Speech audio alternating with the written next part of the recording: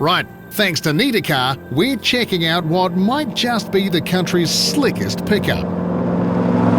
Thanks to a ground-up rework at the skilled hands of Inglewood's Custom Street Rides, Colin and Shelley Pope's 51 Chevy is a world away from the well-worn original discovered on Trade Me just a few years earlier. We bought it and we went first to Americana, and it was real slow on the road, and you get 70 k's flat out and drunk juice as though it was, look for the next service station. And then we decided, well, we're going to do something about this. We started off where we were just going to put a different diff in it. It just went from there and just kept going.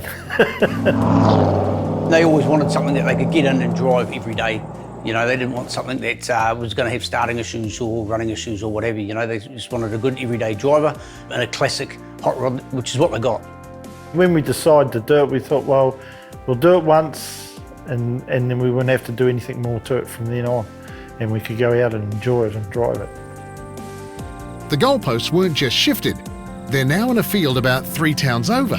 A solid plan was in order to fulfill this revised do it once, do it right philosophy. We do add and we do update and we do make things better as we go, but if we've got a good set of foundation rules that we can abide by, then our end result is going to be just as good, if not better, than our initial plan of attack. With most of these builds, you do tend to get limited by what's wanted, what's needed and what's budgeted for.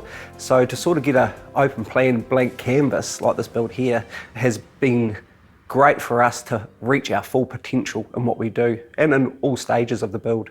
Yeah, not just one certain or specialised task. Inglewood's Custom Street Rides offer the full woe-to-go treatment, and it was Zahn who would take charge on this one of their most ambitious builds to date. We invested a lot of time into R&D, working with the likes of suspension geometry, steering geometry, suspension travel, ride height settings, have it sitting nice and static at a good centre of gravity, the vehicle. Yeah, and obviously braking to the bias application, making sure it will stop within a certain amount of time, and making sure that it didn't handle any worse or steer or brake any worse than what it did when it come here, which is absolutely atrocious apparently. Zahn started with the frame.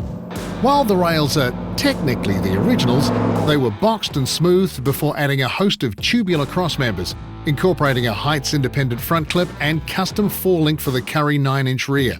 Custom mounts were fabbed up to locate the HSV LS1 and 6-speed, while Willwood brakes and 20-inch Riddler wheels complete the rolling chassis.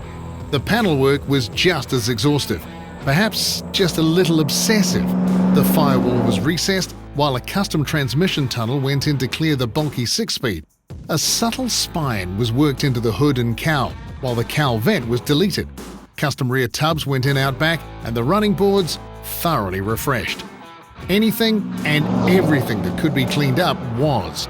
From the engine bay to the fuel filler, the tailgate latches and hinges. We're talking thousands of hours here, and much of it hidden by coat after coat of two-tone cocktail green and jet black. Well, you do have to be a little bit obsessive, to be honest, yeah, and you've got to sort of live and breathe it, 24/7 almost, which is not necessarily always a good thing. You've got to have a good balance in life, but you've got to know what you're doing and have that passion once again to do it. So you do need to be a little bit obsessed with what you're doing.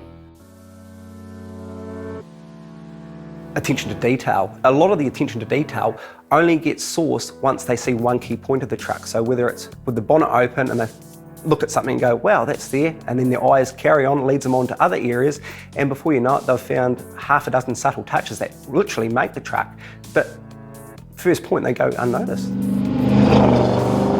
The most satisfying thing about the build is when you go to a show, nobody knows who you are, and they crawl around the truck, they sit around it, even when we have mirrors under it, and they complement, the sort of workmanship that has gone into the truck, not just in fab or mechanical, but panel, sheet metal. There's so much subtle details to the sheet metal on this truck. You would never notice it, but it's made the truck. So it's wicked hearing comments like that from general public. Yeah.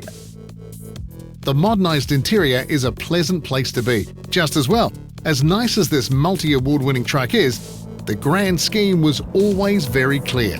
It's built to drive. And that's just what Colin and Shelley have been doing ever since.